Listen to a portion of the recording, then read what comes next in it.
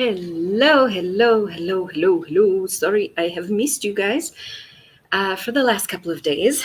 Um, I have not desired to go live. Um, multiple, multiple things that were going on yesterday. I was going to go live in the evening, but there was just every time I would open my Instagram, um, I'd see more posts about the Holocaust. I'd see more things that I would just be drawn into more of that and got really silent, got really, really quiet, and I really didn't want to speak. So, what else is possible? And how does it get any better? And what if that's okay too?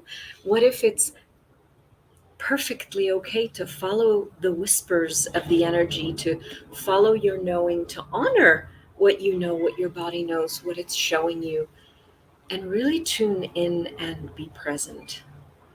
Um, yeah. My parents are survivors of the Holocaust, both. Um, my father in Siberia, and my mother, well, my father didn't start out in Siberia, but kind of got shipped along Poland to Ukraine to Russia to being shipped off. His family was in work camps, and my mother was in various concentration camps, including Ravensbrück and Bergen-Belsen.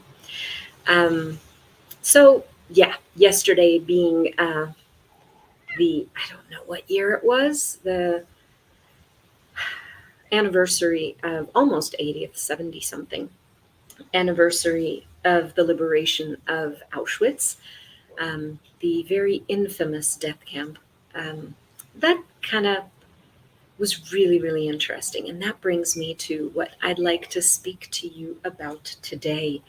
And that is just how aware we are, how much we're able to perceive from everything that's around us. Hello.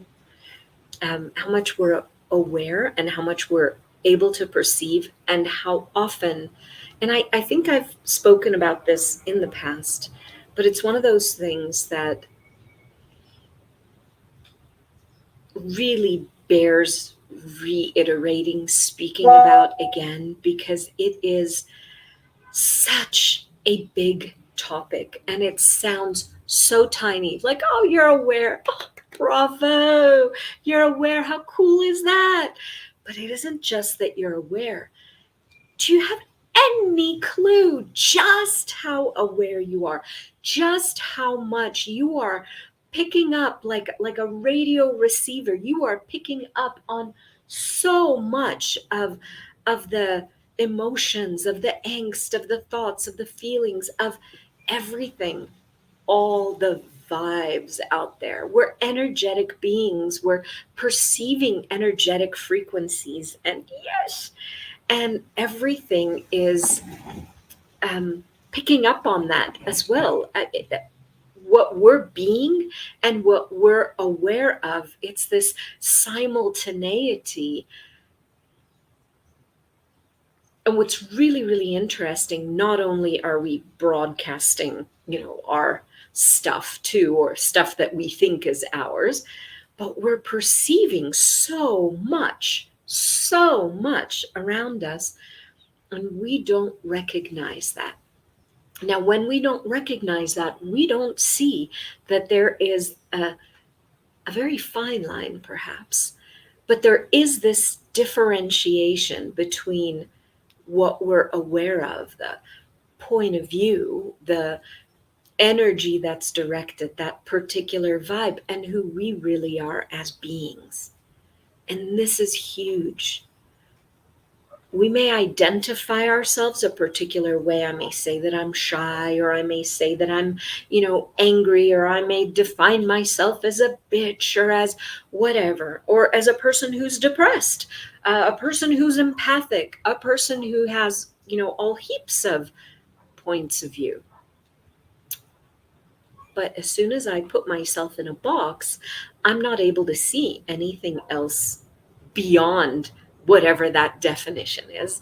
Nothing that doesn't match it can show up. And that box becomes a filter for me, which is really, really interesting, because I will look throughout that particular lens at the rest of the world and only be able to pick out things that I've already decided are so, quote unquote, real and true.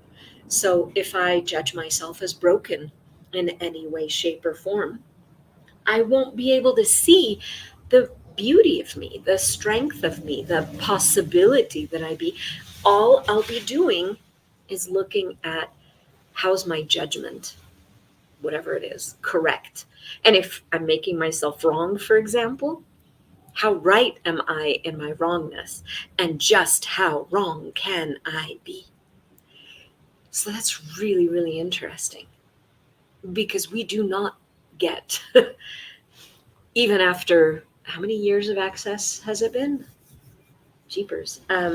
Since 2011, 2010, 2011, end of 2010, um, middle of 2011, something like that. Ever since then, I've been aware of these tools. I've known that I'm aware that I am like a radio receiver or like a broadcast station myself. I've known that I can perceive things that are around me. My little spidey sense gives me information about the world. I get it here. But how often am I really, really getting it? So in any class that we take, any of the access consciousness classes, whenever somebody asks Dr. Dain Heer or Gary Douglas or Simone Millicis or whoever we happen to be taking the class from, we ask a question about something, and they'll ask us inadvertently, who does that belong to? Is that even really yours? And we do not get that there is that, like I said, that little delineation. There is that little line there, that little, maybe not line, maybe it's just a little space. But since we're generally so compressed into our points of view that we solidify that space, we contain that space, we compress it, and we don't allow it to be so spacious that we actually notice, oh, this is awareness, until somebody who's not vested in whatever this is asks us, is this even yours? Who does that belong to? Whether it's a disease or a pain or an intensity or whatever is going on, they'll often ask, well, who does this belong to? What are you aware of? Who are you aware of? Who or what are you doing this for? Who's your body healing? All of those are questions. Yes, they're individual tools, but they're questions that take you back to, oh my goodness, I am so much more aware than anything I've ever been willing to acknowledge about myself. So look at that. If you haven't been willing to acknowledge just how aware you are you able to get the grandness, the phenomenons, the incredibleness of who you and your capacities and your awareness truly are? Like, just this concept of being so aware of what's going on with other people is not something that we're taught. It's not something that's spoken about. I remember when Robin Williams committed suicide, and my kids were significantly younger. I think it was in like 2014 or something, but we had been an access consciousness family, like playing with these tools. And in my husband's case, making fun of me playing with the tools. But we were using the tools in our lives. And one of the things my kids had said, well, what if Robin Williams had known to ask, who does this belong to? When we're deep in the ditch, when we're in the dark, we don't notice, we don't think, we don't recognize that there is a space between what we're aware of or what that point of view or perspective is and us. We get ourselves really jumbled up and confused with all of it.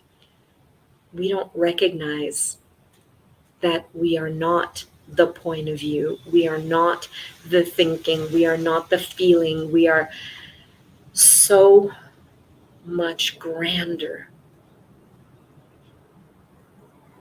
And that there is that space of possibilities, for lack of another way of being able to express it.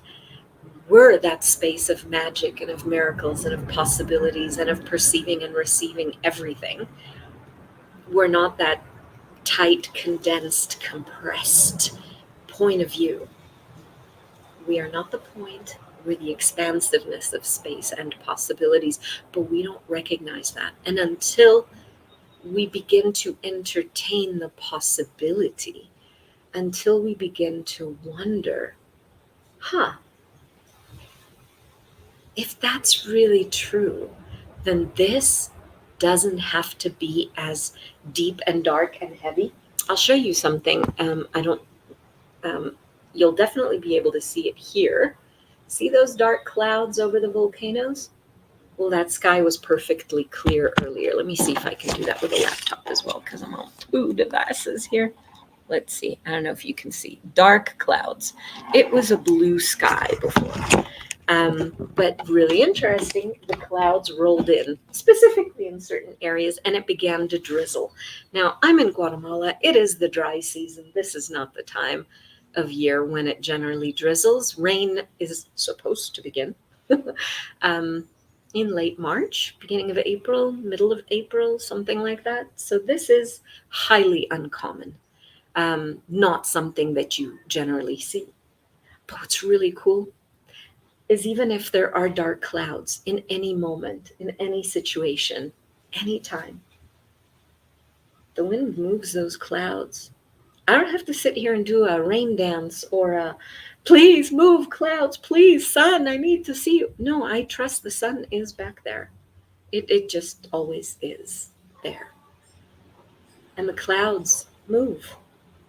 I know that things shift and change. Everything shifts and changes. Everything is a vibe, you know? And as it shifts and changes, my perspective on things shifts and changes. My awareness of the nuances shifts and changes. Everything shifts and changes. And I don't have to get desperate, and I don't have to fix anything. I can relax into knowing that it is shifting and changing. And I am not that dark cloud. I am not the raindrops. I am not the storm. I am not the wrongness. I'm a space of awareness, of possibilities, of asks and requests and awareness. And if I'm willing to be a space, then the density, the solidity, the dark clouds begins to dissipate, to shift, and to change. I don't have to fight. I can ease and I can relax. And that is something that oftentimes we're not ready to hear, because we're looking for a magic wand. We're looking for the right tool. And to me, the invitation of access consciousness, the invitation of consciousness, actually, whichever path you take to it, is that everything is included and nothing is judged. And we each find the way, whatever way it is, and it may be 10 different ways, doesn't matter, as long as we keep choosing the lightness and the possibility and the kindness and the caring that we can be. And we don't keep punishing ourselves for the awareness that we have of the world, of ourselves, of what's going on. So yeah, I was, not that I was down in the dumps, but I was in this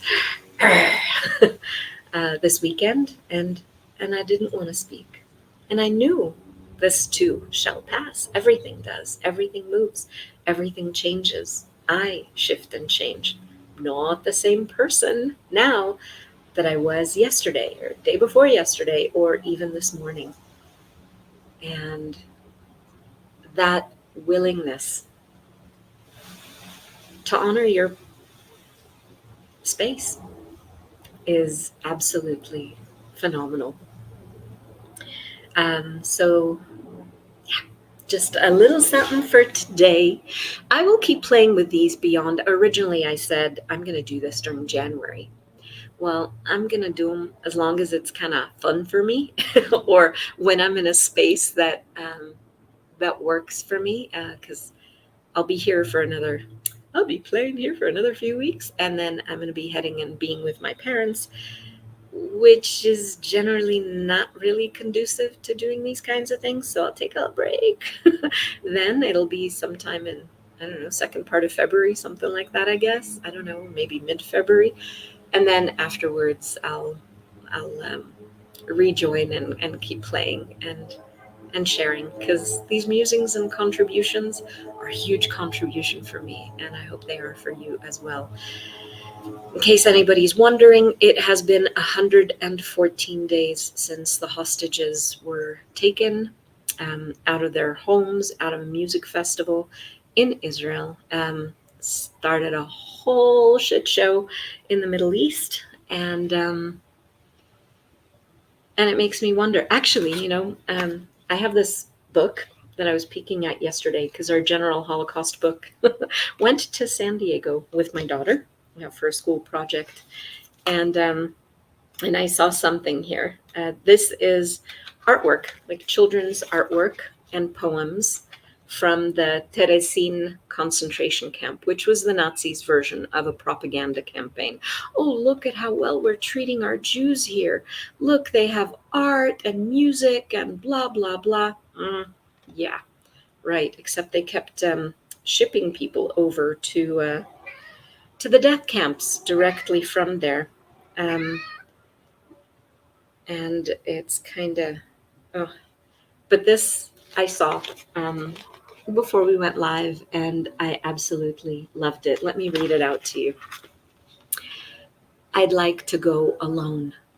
I'd like to go away alone, where there are other, nicer people, somewhere into the far unknown, there where no one kills another. Maybe more of us, 1,000 strong, will reach this goal before too long. Alina Sinkova. Now, most of these people were killed, but this is what remained of them before the concentration camp was destroyed. Some of the artwork and things that were found were gathered and stayed for a long time in suitcases until they began to be exhibited. But yeah, that's kind of the perspective I had this particular weekend. That, yeah, I'm ready to be in a different reality, one where people are kind to one another, one where people treat one another with kindness, with respect, with gratitude, with curiosity and wonder, where we're willing to be present with one another and not see only labels, only hate, only points of view. Because who are we beyond that? Who is the person in front of us if we were willing to see the freshness of what they've always wanted to be before they were told by the world how to be? So, yeah. Maybe more of us, 1,000 strong, will reach this goal before too long. Thank you, Alina Sinkova. And yeah, what else is possible? And how does it get any better than this? I look forward to seeing you tomorrow. If you are on YouTube or on Facebook, you will have already the video that I had posted with my parents' testimony. I didn't do it on Instagram, but I realize I can upload it there. So I will do that shortly. Thank you for being here. And I'm grateful we have these tools. I have no idea how we deal with the world without having these tools to remind me that I can be present, that I can be myself, that this universe is a magical and phenomenal place where we can actually receive and perceive and enjoy and celebrate far more than we've been willing to up till now. So, thank you and arrivederci. Bye, guys.